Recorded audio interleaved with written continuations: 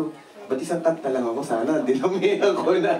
Kasi nga, nagulat ako, sobrang dami ng tao, sobrang init na pagtanggap sa amin. As after that, may pinuntahan pa kami na next na, sa may Alabang, sa Star Mall, sa Alabang. Hindi ko talaga yun, kasi nung gabi na rin mga 7 yata or 8 na ng gabi.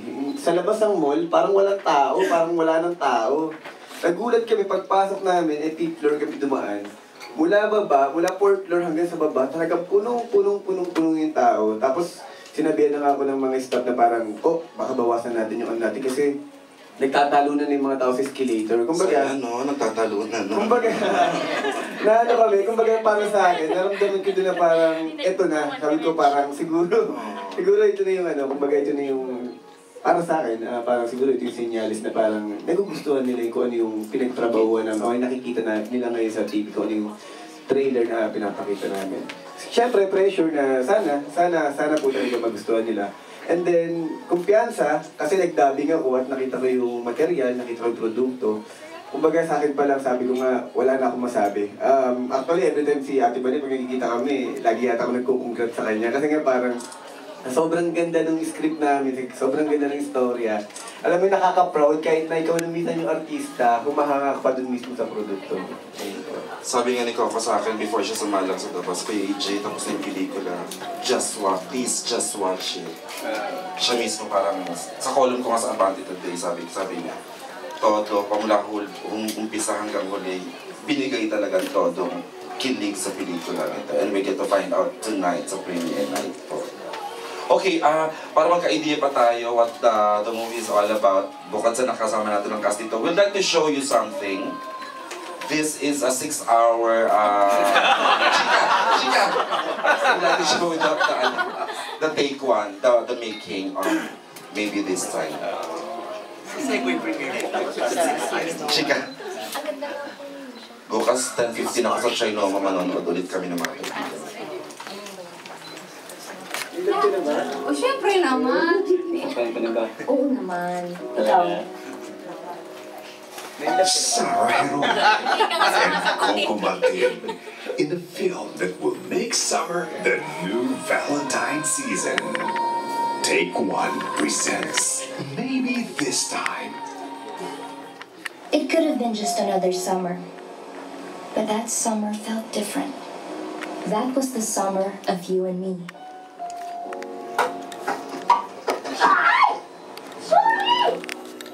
Sinabi ko naman before na, syempre, sino ba namang liliman ng hindi gusto makasama si Sarah sa big screen? First na partnership namin ni Coco, nung ginagawa na namin yung pelikula, unti-unti ako na-in-love dun sa love story namin.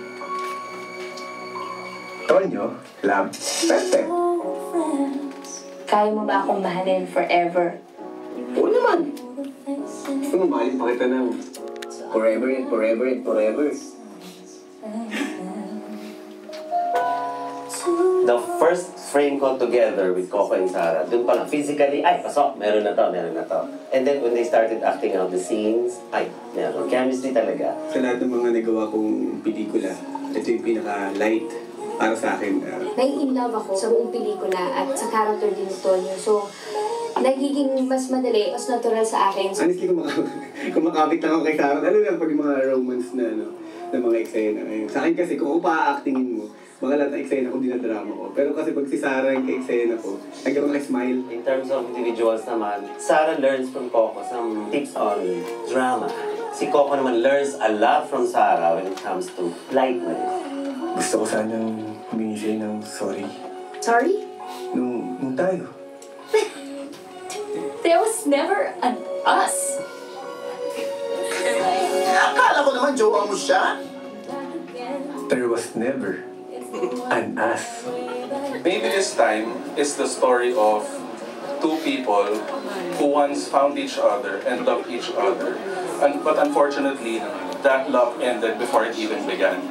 Oo, nagkailangan kayo, pero hindi naman talaga naging kayo, alam mo yun. Kaya, there was never an us. There will never be an us. Pero ang sakit kasi minahal nyo ang isa't isa, minahal mo yung tao. So, wow. Parang dahil na sinabi. Naging sila, pero in denial lang yung character ni Sarah.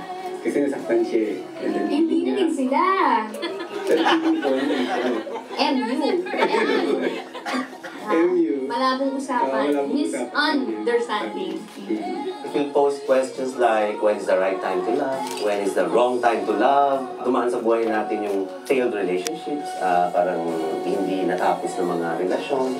So tinatanong natin, right love naman ito, pero wrong time ba yun? 7 years ago, move on na tayo, di ba? Sometimes, not having closure is the closure. Sure ka? Now at the present, when they finally meet each other again, there are so many questions left unanswered.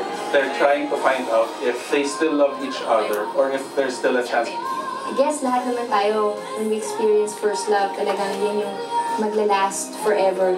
Yan yung hindi mo makakalimutan. Siguro nagkataon lang na that time, mas bata pa sila.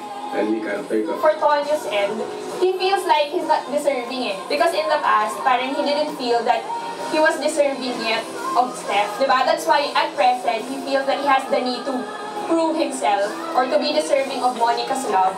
I have a new client that wants to open up a high-end bar. Your job is to transform Anton so he can mingle with the high-end crowd. And by the way, he's my boyfriend. I loved her role kasi she's fierce, she's ambitious, she's a go-getter, and yet people misunderstand her kasi she's strong. Ang hindi nila alam is, you know, she protects those she loves. And kung mahal niya ang isang tao, she'll go out of her way para ipagtanggol at ipaglaban yung pagmamahal na yun. For me, perfect casting for you. Hindi pa lang yung Rufa. Alam mo na Rufa ko. Parang may ganun ka agad. Super odd couple agad. Super odd pair agad. Ikaw si Sir Anton? Ikaw ang boyfriend ni Miss Monica? Hindi naman sapat na guwapa ka lang. Wow, pala ako. Ang masakit nga nun, nung nagkita ulit sila, yung pagmamahal pa lang naramdaman nila ng mga time na hindi pa sila handa, yung time na mas bata pa sila, nandun pa rin pala yun. Kasi minsan may mga pagmamahal na akala mo, nakalimutan mo na at nawala na eh. Pero kapag nakaharap mo ng isang tao, doon mo malalaman, meron pa pala. Paano mo ito ipaglalaban kung may kanya-kanya kayong priority sa buhay? Lalo na ako yung character ko, meron na akong girlfriend. Steph! Aminin mo na kasi! Huwag mo nang i-deny! Na in love ka pa rin kay Tonyo! Too bad he's not available. He's my boyfriend now, kaya huwag kang ilusyonada. Don't even try to compete with me. You lying, backstabbing, boyfriend-grabbing witch! There's a lot of odd and unlikely couples that end up loving each other forever. When it comes to Monica and Tonyo, makikita mo talaga may love. Kaya sila magkasama, kaya sila in a relationship, kasi nagmamahalan sila. Siyempre, napaka-vital ng change sa buhay ng isang tao. Lalo na kung ito ay may kinalaman sa usaping puso. Ano ba ang iiral? Yung gusto ko lang? O kailangan makipag